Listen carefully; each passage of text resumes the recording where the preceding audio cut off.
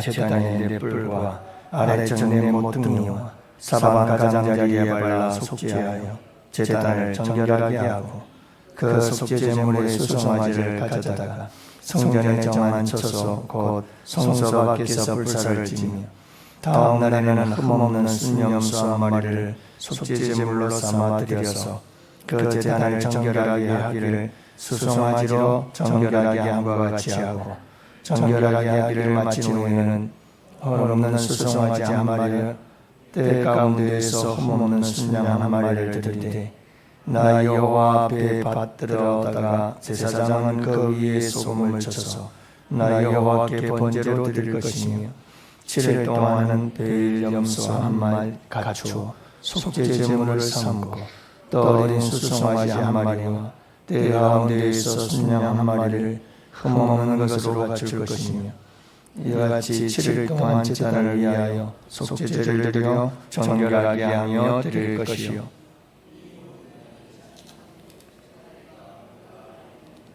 제단 위에서 너희 번제와 감사제를 드릴 것이라. 그리하면 내가 너희를 즐겁게 받으리라. 주 여호와의 말씀이니라. 아멘. 할렐루야. 좋은 아침입니다. 오늘도 날씨는 무덥지만 주 안에서 행복한 하루 되시기를 축복합니다. 여러분의 마음속에 평강이 넘치기를 바랍니다.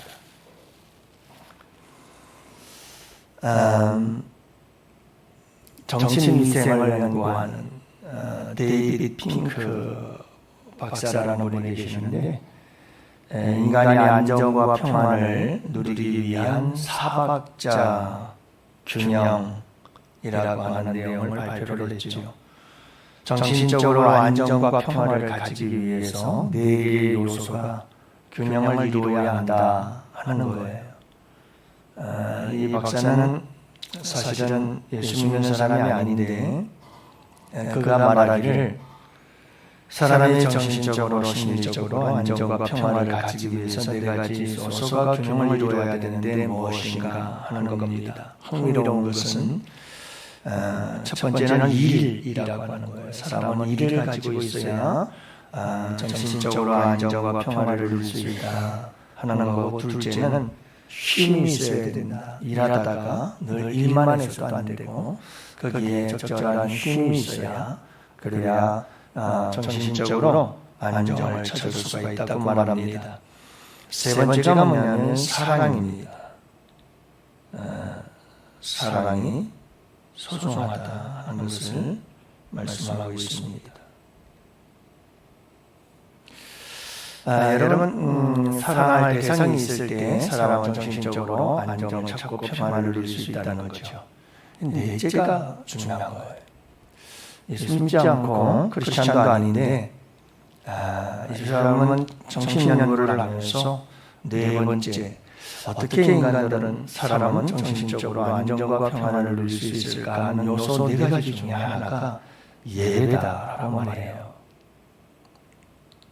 그래서 단순히 의사인데도 불구하고 4대 균형 요소 가운데 예배를 넣었던 거죠.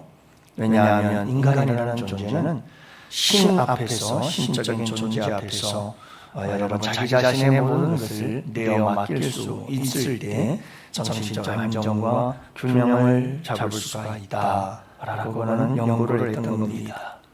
그래서 여러분 예배 가운데 예배자가 되어서 예배 가운데 절대자를 의지하는 믿음이 있을 때 평안을 누리게 되어진다 하는 것을 말씀해주고 있는 거예요. 여러분 예배에 성공하려면 영적인 신앙생활에 잘 성공해야 되는 줄로 믿습니다. 여러분 신앙생활에 성공하면 나아가서 삶에 성공하게 되고 결국은 인생의 성공자가 되는 줄로 믿어요. 예배자가 되어야 된다는 것이 굉장히 중요하다 하는 것을 말씀드리는 거예요. 여러분 미국 오클라호마의 작은 마을에 새로 부임한 목사님이 의욕을 가지고 집집마다 신방을 하면서 여러분 교회 나와서 주일날 말씀을 들으셔야 합니다 하고 신방하라고는 정성을 다해서 설교를 준비를 했어요. 근데 주일이 되자 목사님은 흥분된 마음으로 예배를 준비하고 기다렸는데 예배가 끝날 때까지 몇몇 사람만 나와서 예배를 드리고 안 나오는 거예요, 성도들이. 그래서 다음날 목사님은 신문에, 지방 신문에 광고란에다가 광고 안내문을 냈어요. 교회가 죽었습니다. 담임 목사님이 장례식을 치르려 하오니 모두 참석해 주시기 바랍니다. 하고 광고를 냈어요. 그랬더니 동네 사람들은 신문을 보고 깜짝 놀라고 의아해하면서 주일이 되자 교회가 죽어서 장례식을 치른다니까 궁금해서 다들 나온 거예요. 강대상 위에 관이 있고 그 위에는 아름다운 꽃이 장식되어 있었습니다. 장례식이 진행됐어요. 자, 이제 마지막 떠나시는 분에게 조의를 표하라. 시간을 갖도록 하겠습니다.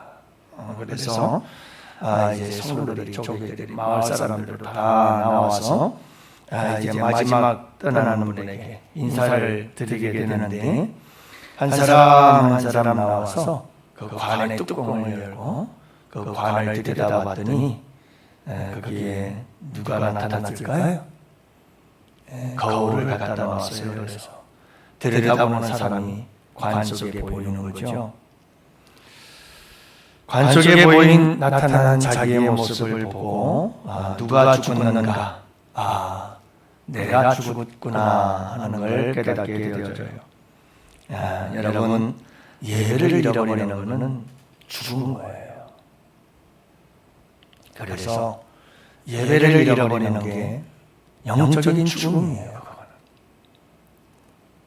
예배를 안 드리면서 신앙생활한다? 있을 수가 없는 일이에요. 그렇다고 예배를 드린다고 다 예배냐? 그렇지 않아요.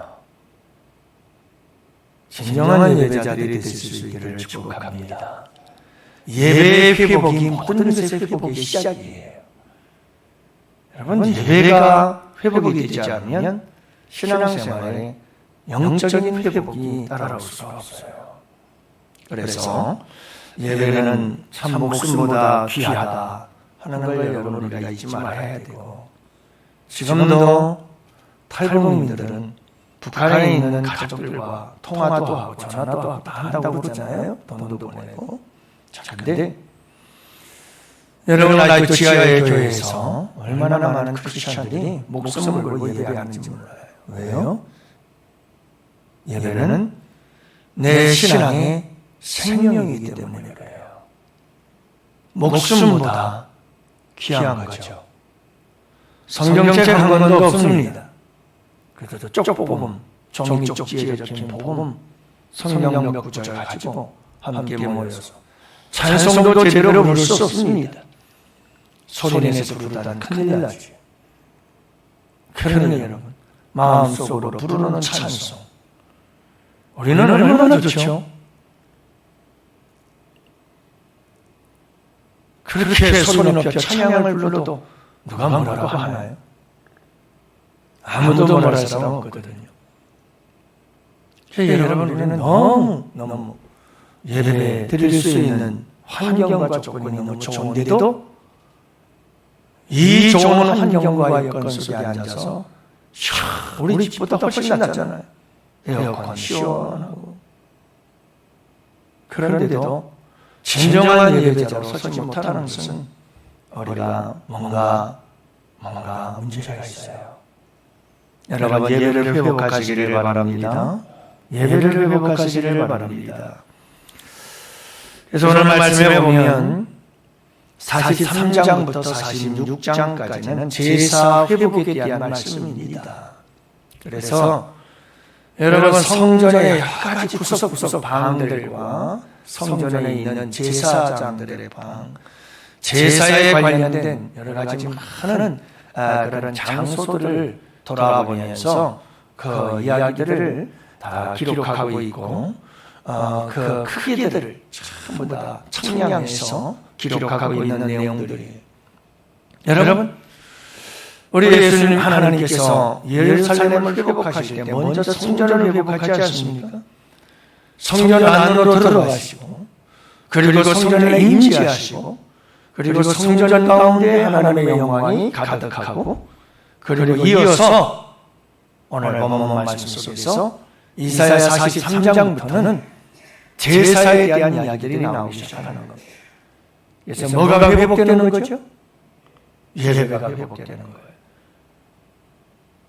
그러니까 여러분, 성전에 들어오신 하나님께서 성전에 임재하시고 그 성전 가운데 주의 영광이 가득함 속에서 이제 회복해야 될 것은 예배, 제사였어요.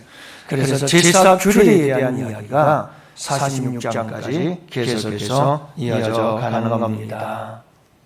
여러분, 제사의 회복, 예배의 회복, 이것은 하나님께서 우리 교회에 임재하고 있다고 하는 가장 상징적인 모습이에요. 여러분, 우리의 예배가 회복되어진다는 것은 바로 하나님께서 우리 교회 가운데 임재하신다는 것을 보여주는 것이고, 우리 교회의 예배가 죽었다는 것은 우리 교회에 하나님의 임재가 떠났다는 것을 보여줄 수 있을 만큼 예배가 얼마나 중요한지 모른다 이 말이에요. 그래도 오늘 말씀에 보면 제사에서 가장 소중한 것이 정결이죠. 성결이에요. 제단이 성결해지고 제물이 정결해야 되고, 흠없는 제물, 예수 그리스도죠. 궁극적으로 이 제사 제도의 가장 핵심은 여러분 정결이 바로 예수 그리스도를 의미하고 있다 볼 수가 있는 거죠. 44장 9절 이하의 말씀에서 보면 제사장들에 대한 이야기가 나와요. 근데 제사장들을 위해서 여러분 예루살렘에서 우상 숭배를 했던 제사장들은 다 쫓아내요. 그리고 사독계열의 새로운 제사장들을 통해서 제사가 회복됐죠. 여러분, 제사를 드릴 때 제사장이 참 중요해요. 여러분들이 목회자가 예배를 이끌어갈 때 물론 하나님께서 인도하시고 성령께서 역사하시는 건데, 목사님을 위해서 기도해야 될 이유가 뭐가 있느냐? 반드시 기도를 해야 되는 이유가 여기에 있어요. 여러분, 하나님은 이 44장 9절에서 제사장의 말씀을 통해서 무엇을 도전하냐면 제사장이 정결해야 돼요. 정결하지 않으면 하나님은 쫓아내버려요. 45장에서는 거룩한 구역을 말씀하고 있거든요. 교회 안에, 성소 안에 구역 중에서, 땅 중에서 거룩한 구역을 구별하라고 말씀을 하고 있어요. 그래서 여러분, 성전은 거룩한 곳이에요. 그래서 여러분이 성전에 대해서 여러분들이 좀 깨끗하고 정결하게 생각하고, 또 우리가 깨끗하게 청소하고 신경 쓰는 이유는 하나님의 성전은 정결해야 돼요. 항상 정결해야 돼요. 여러분, 항상 우리가 잊지 말아야 될 것은 누군가가 땀을 흘리며 인문동 여름 속 땀을 펄펄 흘리면서 교회 구석구석을 청소하는 사람이 있다는 거예요. 쉽게 여기고 여러분 교회를 더럽히면 안 되는 거예요. 교회 안에 음식을 갖고 들어온다거나 이러면 예배당하면 절대 안 되는 거예요. 청년들과 학생들에게 철저하게 교육을 시키라고 자꾸 얘기를 합니다만, 여러분 누군가가 피땀을 흘리면서 교회 청소를 하잖아요. 깨끗하게 교회 청결을 위해서. 근데 여러분 쉽게 생각하고 막 버리고 더럽히고 지저분하게 만들고 이러면 안 되는 거죠. 하나님의 성전은 항상 교회는 정결해야 돼요. 정결해야 돼요. 통치자들의 정결에 대해서 말씀해요. 당시에는 정치와 그리고 종교가 하나였기 때문에 굉장히 이런 정치적인 부분까지도 포함을 하고 있는데요. 통치자들, 그들의 삶이 정결해야 된다 하는 것을 강조하고 있어요. 이 말씀은 우리의 삶이 예배다라고 하는 것을 보여주고 있는 거지요. 그 외에도 유월절, 안식일, 매일 제사 계속해서 강조합니다. 이건 무슨 말씀일까요? 여러분, 주일 성수 하루? 그렇지 않습니다. 매일 제사가 있었습니다. 다시 말하면 여러분, 새벽 예배, 밤 기도를 비롯해서 수요 예배와 철야 예배, 모든 예배가 다 소중하다. 이 모든 것을 넘어서 우리의 삶이 예배다. 여기까지 예배의 정신은 이어져 가야 된다는 것을 말씀해 주고 있는 거예요. 심지어 46장 24절 말씀해 보니까 어디까지 에스겔을 데리고 가냐면 주방까지 데리고 갑시다. 그가 내게 이르시되 이는 삶은 부엌이니 성전에서 수종 드는 자가 백성들의 재물을 여기서 삶을 것이니라. 여러분, 백성들을 위해서 재물들을 삶는데 부엌으로 데리고 가서 그 음식을 삶는, 재물을 삶는 여러분 그 부엌까지 다 보여주고 그 장소의 크기까지 소개를 하는 것을 통해서 저는 이 말씀을 묵상하면서 주일날 우리 성도들이 주방에서 성도들을 위해서 함께 교제하는 아름다운 식사를 준비하는 것도 얼마나 거룩한 예배인가. 여러분, 모든 게 다 예배 얼마나 중요한지 모른다 이 말이에요. 소중하다 이 말이에요. 모든 성민들이 다 거룩한 예배인 줄로 믿습니다. 사랑하는 성도 여러분, 오늘도 우리가 예배자로 이 하루를 시작합니다. 하나님 앞에 나와서 하나님 앞에 예배하는 이 거룩한 우리의 예배는 삶으로 이어져서 우리 가정에서, 사회에서, 세상 속에서 말 한마디 한마디가 하나님을 찬양하는 것처럼 하나님의 존전에서 코람디오하면서 여러분 오늘 거룩한 예배자로 살아가는 복된 하루가 되기를 축복합니다. 그 예배자들 속에 주님의 영광이 나타나고 주님의 놀라운 역사들이 나타나게 될 줄 믿으시기 바라요. 하나님은 예배라는 자들을 통해서 그들 가운데 하나님의 임재와 거룩한 영광이 나타나게 되는 줄로 믿습니다. 여러분, 오늘 이 하루 여러분들의 삶의 자리자리 하나님의 거룩한 영광이 나타나고 여러분들의 하나님의 임재를 경험하게 되어지는 놀라운 역사가 있게 되는 복된 하루가 되시기를 주님의 이름으로 축복합니다.